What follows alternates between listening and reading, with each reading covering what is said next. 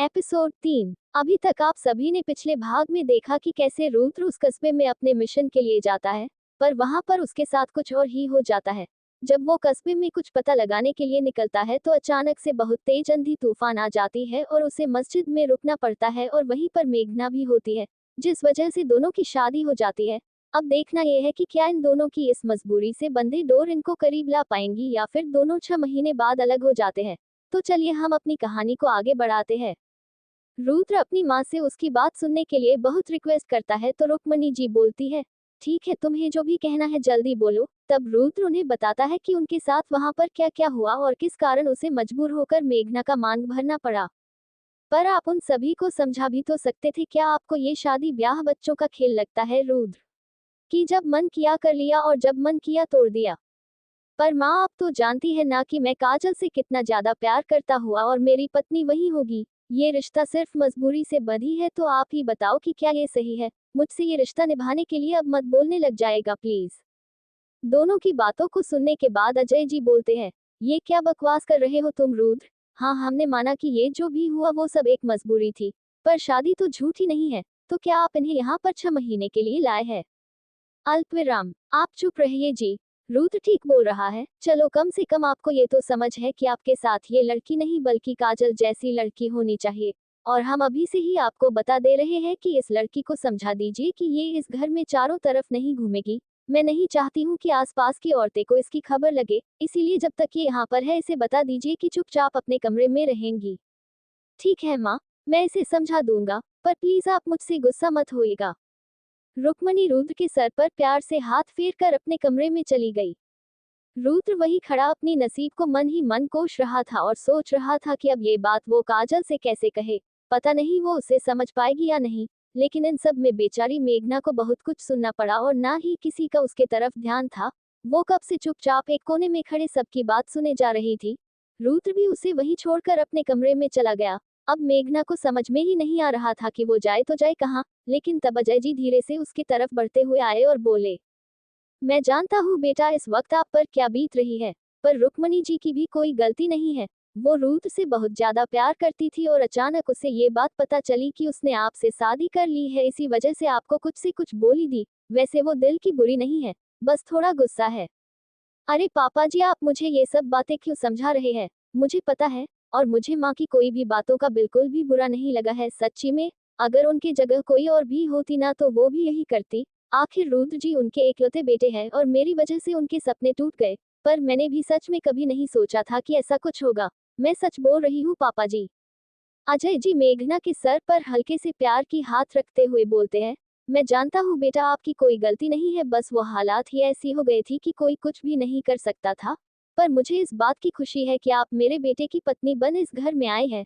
बहुत समझदार और सुलझी हुई लड़की है आप। मैं तो अब भगवान से बस यही प्रार्थना करूंगा कि आप दोनों की ये जोड़ी हमेशा सलामत रहे।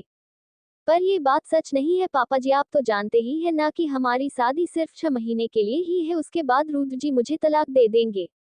बेटा तुम्हें एक बात बताओ, ये जोड़ी जो बनती है ना उसे हम इंसान नहीं बनाते हैं और ना ही उसमें दखल दे सकते हैं। हाँ पर कुछ वक्त लगता है कि वो रिश्ता शायद गलती से जुड़ा है, पर ऐसा होता नहीं है। अभी आपके पास 6 महीने हैं, क्या पता कि इन 6 महीने में कुछ ऐसा हो जाए कि आप दोनों हमेशा के लिए जुड़ जाए। मेघना अजय जी की बात सुनकर मन ही मन बोली, काश कि ये सच होता पापा जी, पर मेरा नसीब इतना भी अच्छा नहीं है। इसी वजह से मैं इस शादी के नाम से नफरत करती थी। पर होगा तो वही जो ऊपर बैठा वो चाहेगा। फिर अजय जी की तरफ देखकर धीरे से बोली, पापा जी क्या आप बता सकते हैं कि मैं कहाँ रह सकती हूँ? अगर मैं अपने मन से इधर उधर करूंगी तो माँ और गुस्सा हो जाएगी, जो कि मैं नहीं चाहती हूँ। वैसे भी मेरी वजह से माँ रुद्र जी से पहले से ही काफी गुस्सा है, और अब मैं और कुछ उल्टा सीधा करके उनके गुस्से को और नहीं बढ़ाना चाहती हूँ।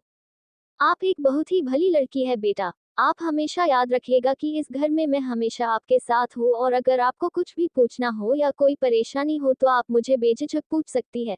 आइए हम आपको आपका कमरा दिखा देते हैं। ये बोलकर अजय मेघना को अपने साथ लेकर गेट रूम की तरफ चल दिए।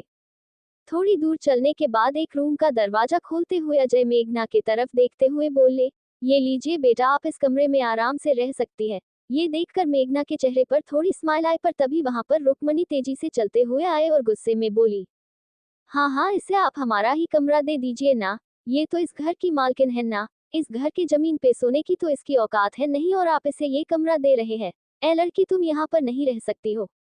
अरे रुक्मणी जी, ये आप क्या बोल रही है? मैं मानता हूँ कि आप अभी गुस्से में हो, पर इसका मतलब ये थोड़ी ना ही कि आप अपना सारा गुस्सा इस बच्ची पर उतारिएगा।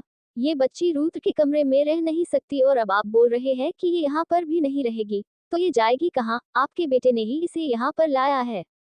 हाँ, इसीलिए तो हम इसे झेल रहे हैं, इसे इस घर में रहने दे रहे हैं। ये क्या कम बड़ी बात है? ये हमारे किचन में रहेगी। ए लड़की, तुम आज से किचन में ही रहोगी, समझी? रुक्मणी की बात सुनकर अजय उसे टोकने ही वाला था कि तभी मेघना बीच में ही बोल पड़ी। प्लीज पापा जी, आप माँ से बेकार में मत कुछ बोलिए, मुझे कोई प्रॉब्लम नहीं है किचन में रहने में।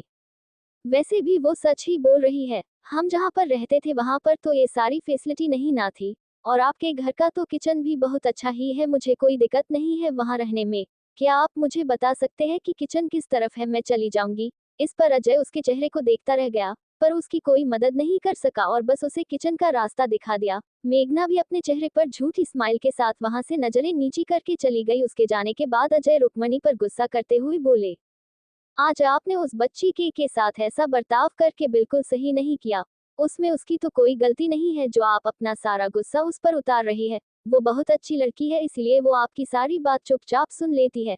नहीं तो अगर वो इतनी अच्छी नहीं होती ना तो वो आपको उल्टा जवाब दे सकती थी। हाँ हाँ, इस घर में आप सबको तो मैं ही गलत लगूंगी ना।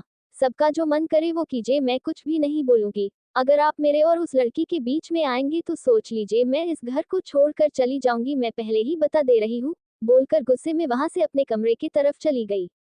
उसके जाने के बाद अजय वहीं पर खड़ा भगवान से प्रार्थना करते हुए कहता है भगवान प्लीज आप उस बच्ची का हमेशा साथ देना। बहुत भली बच्ची है और यहाँ पर उसे समझने वाला कोई भी नहीं है। मैं चाह कर भी उसकी कोई मदद नहीं कर सकता हूँ, लेकिन आप उसके साथ तो दे सकते हैं। बोलकर उदासी भरे मन से वो भी कमरे के तरफ चले गए। आज घर में खाना नहीं बना था और किसी ने खाया भी नहीं था। सभी का भूख तो खत्म हो गई थी। रुद्र अपने कमरे में खुद को आईने में देखकर कोसता हुआ बोला, मैं ऐसा कैसे कर सकता हूँ? मैं काजल से बहुत ज्यादा प्यार करता हूँ और मैंने उसे ही तकलीफ दे दी। शायद मेरी ही गलती है, मुझे मेघना का मांग नहीं भरना चाहिए था, चाहे जो हो जाता। ये सोचकर कि उसने मेघना के मांग को भरा था, ये सीन याद आते ही गुस्से से वो अपने सामने सारे सामान को फेंक तोड़ देता है और फिर थक कर बेड पर लेट जाता है। आंखों से आंसू बहे जा रहे हैं और उसके सामने बार बार वो तस्वीर आ जा रही थी जब वो गांव वालों ने उसे मजबूर कर दिया था मेघना की मांग भरने के लिए। ये सब सोच सोचकर उसकी तकलीफ और बढ़ जा रही थी। इधर मेघना भी जब किचन में पहुंची तो वहां पर चारों तरफ सुनसान जगह देख आंखों से आंसू बह निकले।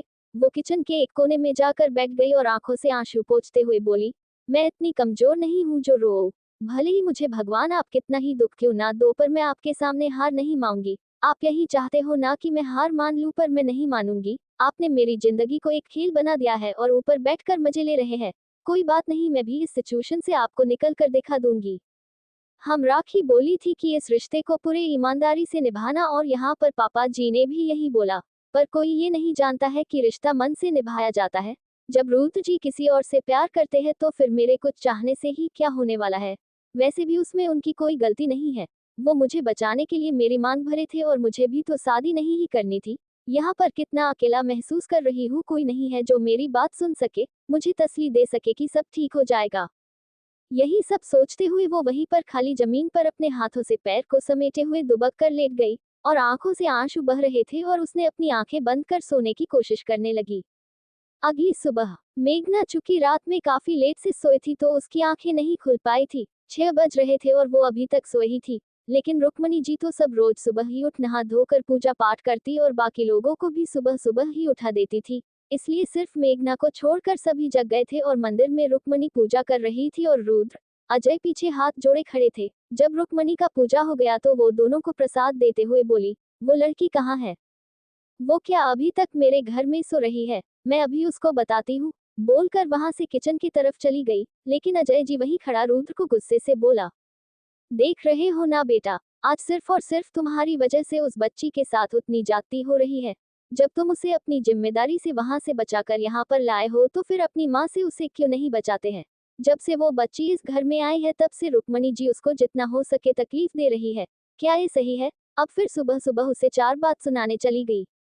प्लीज पापा, आप जानते हैं कि मैं माँ के सामने कुछ भी नहीं बोल सकता हूँ और मेघना समझदार लड़की है, वो खुद को संभालना जानती है। वैसे ही मैं कल से ये सोच सोच कर परेशान हो रहा हूँ कि जब काजल को ये बात पता लगेगी तो क्या होगा, वो कैसे रिएक्ट करेगी। और आप मेघना का टेंशन मुझे मत दीजिए प्लीज। रुद्र ये बोलकर घर से निकल गया। रुक्मणी जी सीधे किचन में जाकर मेघना के सामने खड़ी हो गई और अपनी मोटी आवाज में बोली, ए लड़की, अभी तक इस घर में तुम कैसे सो सकती हो? तुम्हें पता नहीं है कि 6 बजे के बाद नहीं सोना चाहिए? रुक्मणी की बात सुनकर झट से मेघना की आंख खुल गई और जैसे ही वो अपने सामने रुक्मणी को देखी डर गई और हड़बड़ा कर खड़ी होते हुए बोली, वो माँ जी, वो कल रात थोड़ा देर से सोए इसीलिए शायद आंख नहीं खुल पाए, पर मैं आपसे वादा करती हूँ कि आगे से ऐसा नहीं होगा। सॉरी। ठीक है, इस बार छोड़ रही हूँ, पर आगे से इस घर में 6 बजे के बाद अगर कभी सोए दिखी ना तो मुझसे बुरा कोई नहीं होगा, समझी? अब जल्दी से नहाकर हमारे लिए चाय बना दो। खाना पीना बनाना आता है या बस ऐसे ही दिन भर इधर उधर कर बिताए हो? माँ जी, उतना तो नहीं आता है, पर हाँ कुछ कुछ बना लेती हूँ। मैं अभी जाकर तुरंत नहाकर आपके लिए और पापा जी के लिए चाय बनाती हूँ।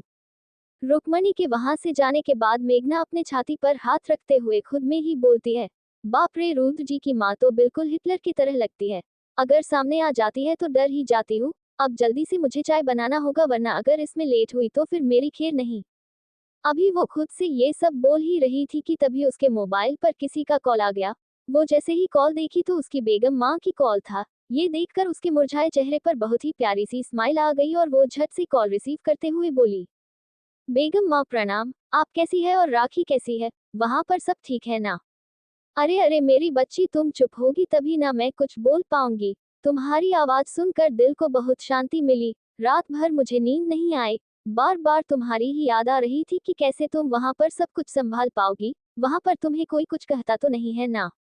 अदा बेगम की बात सुनकर मेघना के आंखों से आंसू निकल गए, पर वो अपना दुख बताकर अपनी बेगम माँ को दुखी नहीं करना चाहती थी, इसीलिए वो अपने आंखों से आंसू पोंछ जल्दी से बोल पड़ी, अरे नहीं बेगम माँ, यहाँ पर सभी बहुत अच्छे हैं।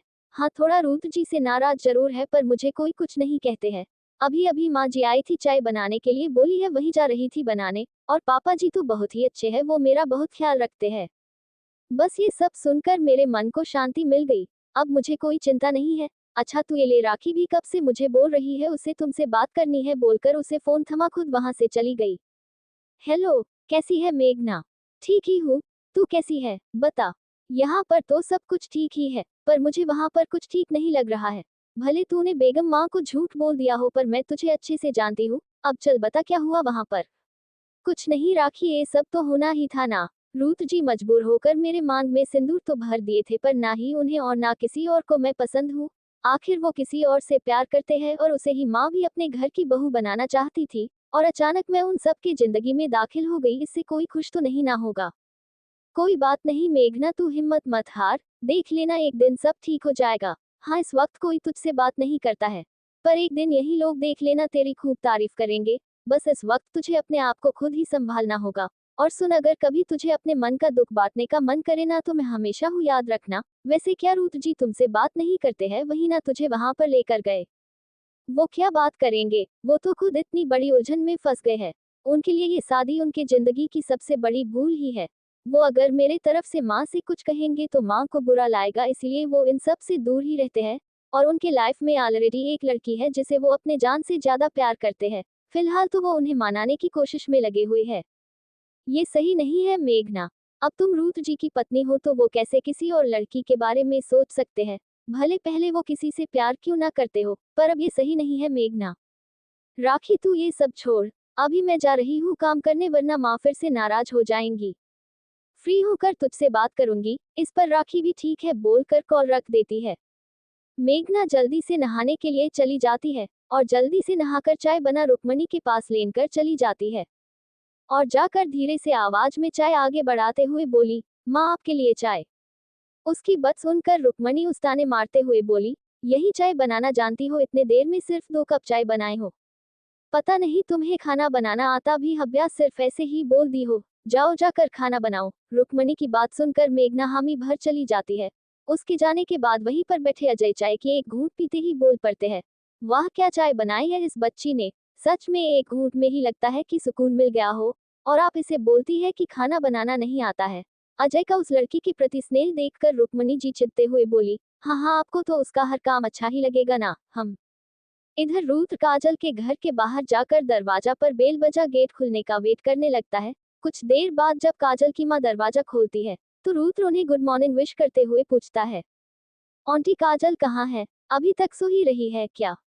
काजल की माँ बोलती है, अरे रुद्र बेटा आप आइए, अंदर आइए। काजल को पता नहीं क्या हुआ है, कल जब से वो बाहर से घर आए है खुद को अपने कमरे में बंद कर लिया है और अंदर सारा सामान तोड़ रही है।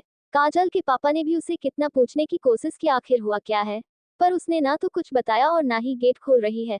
अब आप ही पूछिए, शायद आपको कुछ बता दे। रुद्र काजल के बारे में ये सब सुनकर परेशान हो गया और परेशानी भरे आवाज में बोला, आप मुझे बता देती ना आंटी, मैं पहले ही आ जाता उससे बात करने, मैं जाकर देखता हूँ। ये बोलकर हड़बड़ा कर वहां से काजल के कमरे की तरफ चला गया और जाकर गेट को खटखटाते हुए बोला, काजल दरवाजा खोलो, देखो मैं तुमसे मिलने आया हूँ। मुझे बताओ तो बात क्या है जो तुम खुद हो ऐसे अकेली कमरे में बंद कर रखी हो? तुम यहाँ पर से चले जाओ रुद्र, प्लीज मुझे अकेले छोड़ दो, मुझे ना ही किसी से और ना ही तुमसे कोई बात करनी है, प्लीज जाओ यहाँ पर से। नहीं, मैं यहाँ पर से नहीं जाऊंगा जब तक तुम दरवाजा नहीं खोलती हो और मुझे बता नहीं देती कि बात क्या है, तब तक मैं यहीं पर बैठा रहूंगा। नहीं रुद्र, मैं दरवाजा नहीं खोलूंगी, मुझे तुमसे कोई बात नहीं करनी है, समझे तुम? माँ प्लीज आप रुद्र को बोल दो यहाँ पर से जाने के लिए, मैं ऐसे आदमी से बात नहीं करना चाहती हूँ जो धोखेबाज हो। रुद्र धोखेबाज शब्द काजल के मुंह से सुनकर बोला, काजल प्लीज तुम एक बार मुझसे बात कर लो।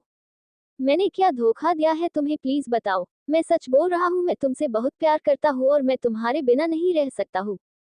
ठीक है, अगर तुम दरवाजा नहीं खोलोगी तो तुम भी एक बात सुन लो, मैं तब तक खाने का एक निवाला नहीं अपने मुंह में डालूंगा और ना ही पानी का एक बूंद। अब जब तुम मुझसे बात करोगी तभी मैं पानी भी पीऊंगा, फिर चाहे मेरी जान ही क्यों ना चली जाए। ये बोलकर वो गुस्से में अपने घर चला गया। उसकी बात सुन काजल भी रोने लगी और अपने दोनों हाथों को कसकर मुट्ठी बना खुद को हिम्मत देने की कोशिश करने लगी। तो दोस्तों आज के इस एपिसोड में बस यहीं तक। आगे की कहानी को हम अगले एपिसोड में सुनेंगे। फिलहाल के लिए दीजिए हमें जाने की इजाजत और इसी तरह सुनते रहिए हमारे द्वारा लिखी स्टोरी मजबूरी से बंधी एक डोर।